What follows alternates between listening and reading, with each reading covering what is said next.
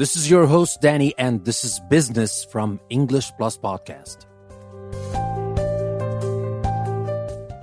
Today, we're going to talk about managing talent. It is a very important thing to know about in companies, whether you are a manager or you are in the position of managing talent or not. It doesn't matter. Even if you are the talent, you need to understand how companies manage talent so you can actually see if your company is managing your talent in a good way or not.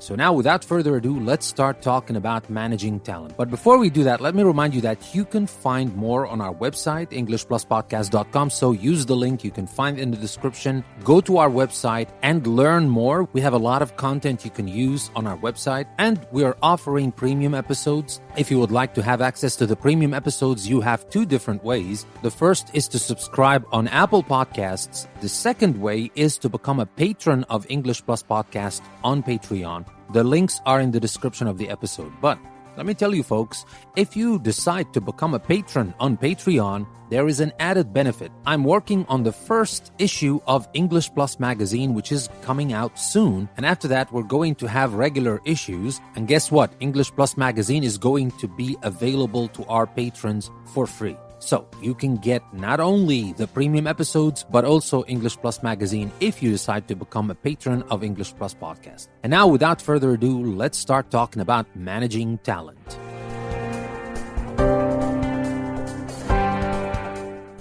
So first, let's talk about what talent is. People with special skills and abilities have talent, or particular talents. So talent can be uncountable, to talk about that in general, or we can talk about specific talents. You can also refer to the people themselves as talents. So you can say that you are a talent because you have talents, or you have talent in general. You are a talent.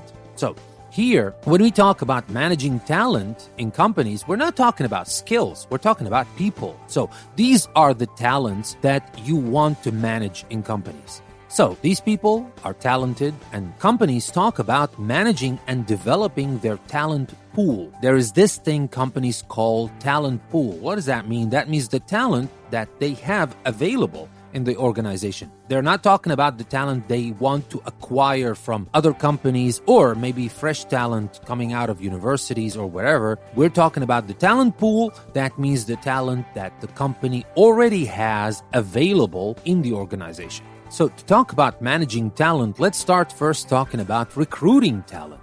Now, recruiting talent goes through three different stages. First, you spot and recruit the raw talent, then the induction phase, and then we have training and development. So let's start with the spot and recruit the raw talent. What does that mean? That means you find and employ untrained people. They have the talent, you spot the talent, but these people are untrained. Maybe they don't have a lot of experience, maybe they don't have experience at all, but you spot the talent. Think about it like a team. When you spot the talent and you bring this new player, yes, this new player is a little raw and he or she needs a lot of work to fit within the team. And, it's a team sport after all, and companies are no different. So they are not trained, but they have the talent. And good talent managers are good at spotting and recruiting the raw talent.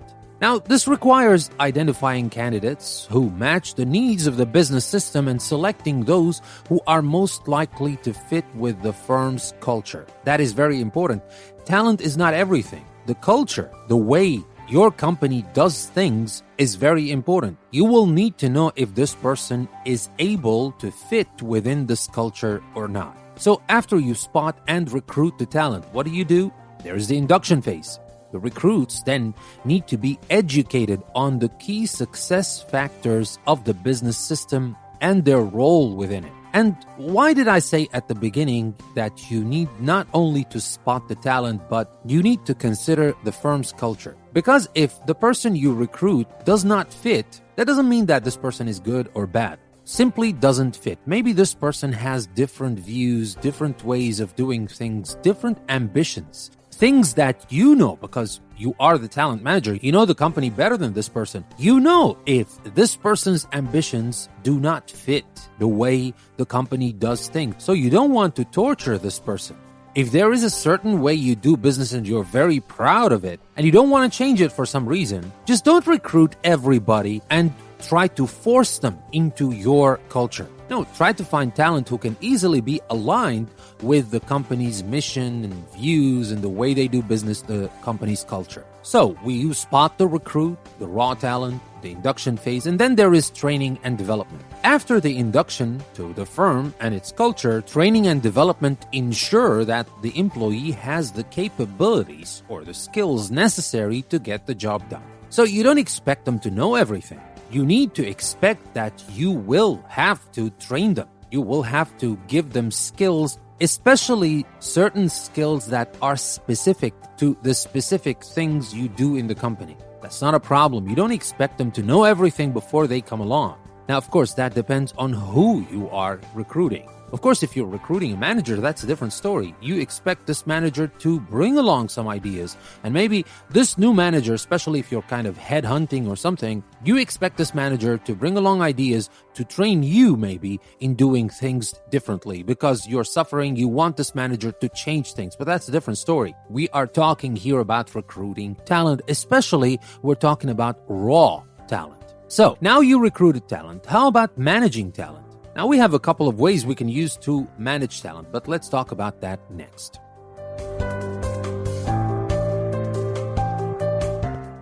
So, we have performance improvement interventions, culture or fit interventions, succession planning, compensation for contribution. All of these things are important for managing talent. Now, let's start with the very first, performance assessment or evaluation.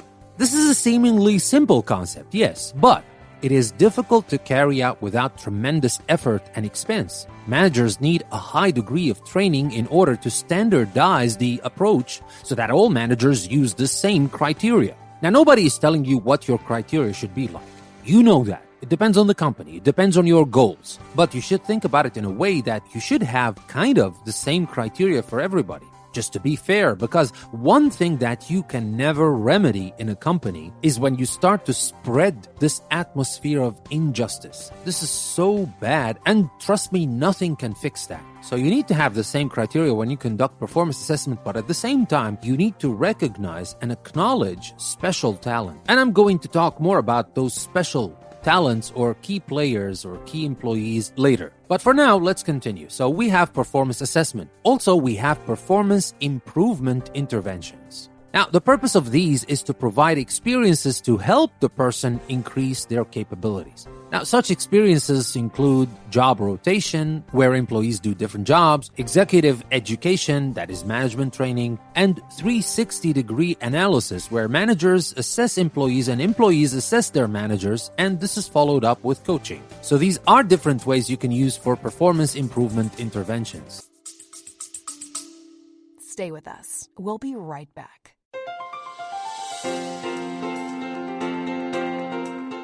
Looking to enhance your English skills while exploring a world of knowledge? Then English Plus Podcast website is just for you. Dive into diverse topics ranging from science to literature, history to business, and myths to modern insights. Each episode from our podcast or article from our magazine is a journey of learning and discovery, designed to not only improve your language skills, but also broaden your understanding of the world. Join us at English Plus Podcast, where language meets limitless learning. Tune in today and take your English to the next level. Visit EnglishPlusPodcast.com to start your journey. English Plus Podcast, language, learning, enlightenment. Never stop learning with English Plus.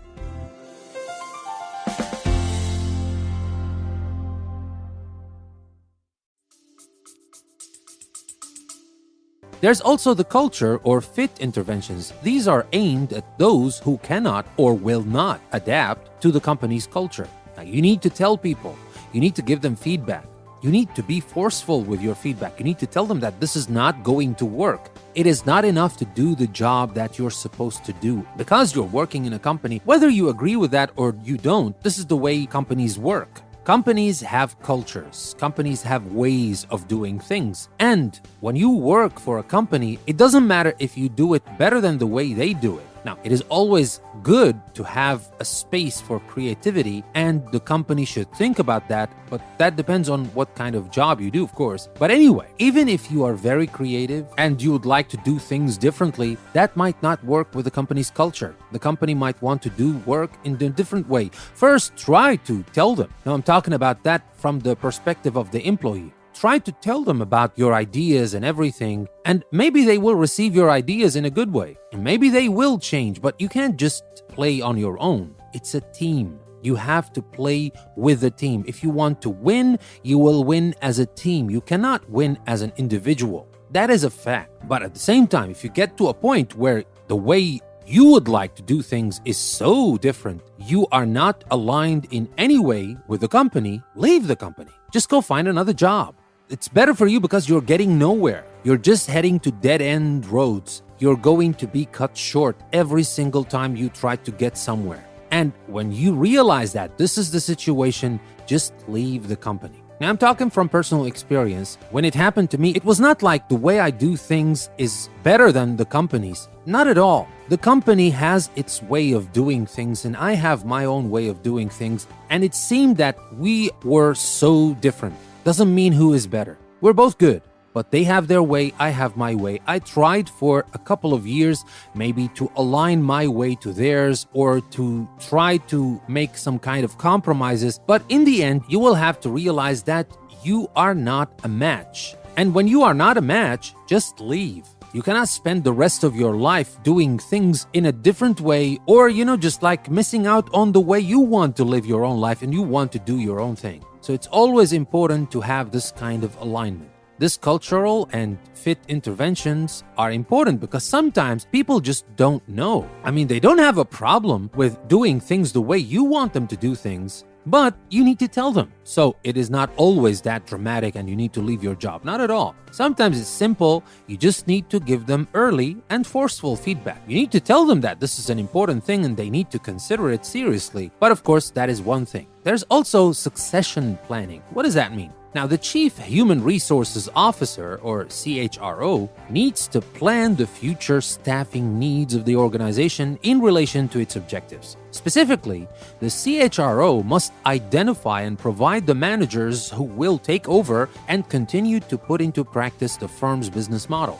You need to plan. Now, I know this is the job of the CHRO, but depending on the company you're working for, maybe this is your job, who knows? If you're listening to me and this is your job, you always need to think about replacements, especially for key roles, for key positions. You cannot just think that this person is going to stay with you forever. Who knows? This person might leave. This person might die. God forbid. But eventually we're all going to die. So the person leaves, the person is sick, the person dies. What are we going to do as a company? And especially if that happens suddenly, what are we going to do?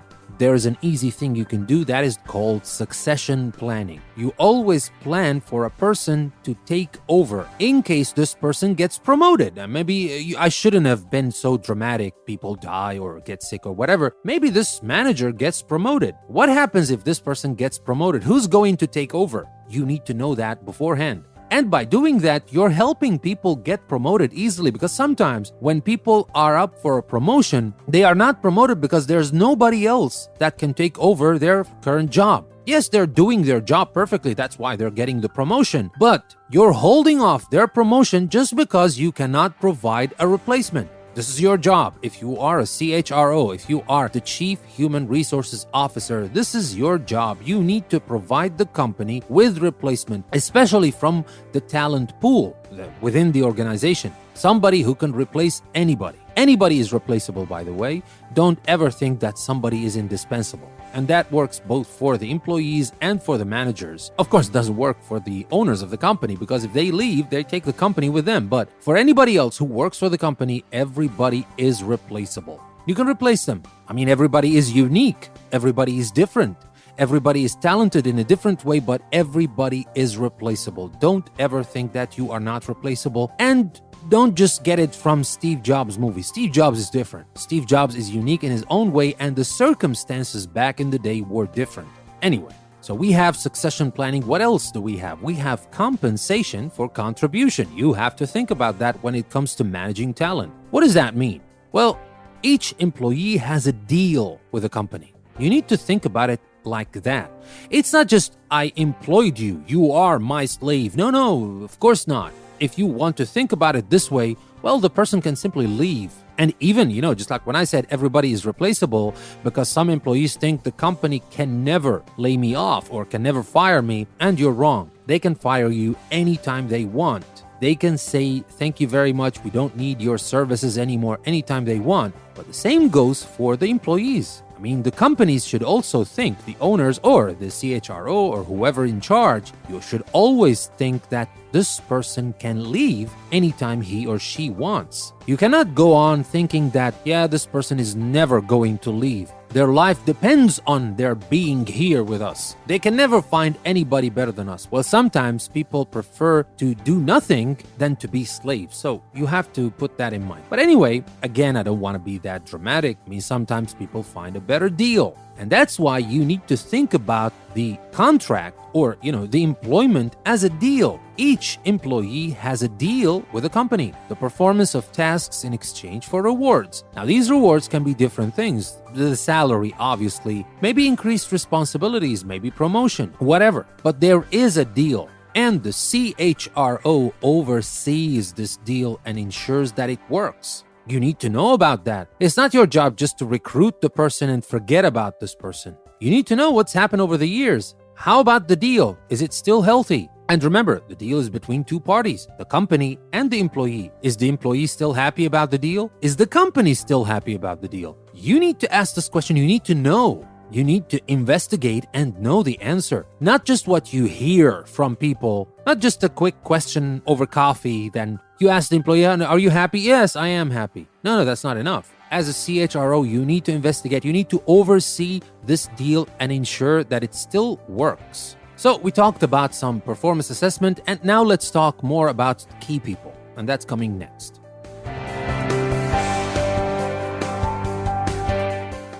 More and more organizations put effort into identifying the key people. What does that mean? That means the specially talented people.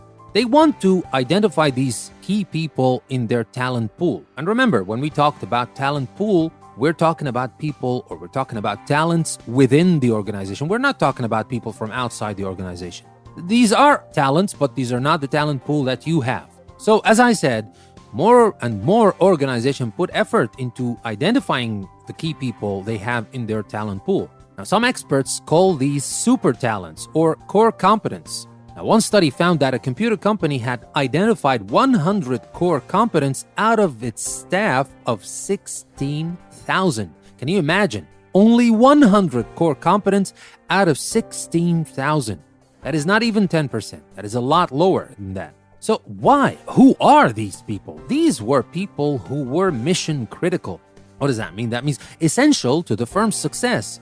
You need to identify these people, and special treatment for these people is required sometimes. And it's not about just telling them that they're great and maybe because of that they will be full of themselves and that will slow them down. No, it's not about that. And it's not about making them feel that they're superior to others. But you need to identify these people, because when the time comes, you need to do your best to keep these people working for your organization, because they are mission critical. And in today's competitive world, and everybody's competing with everybody else, guess what? Headhunters are lurking around the corner, and they know that these 100 employees are your mission critical. Maybe they don't know all of them. Maybe you're kind of hiding them in a way, but they know most of them.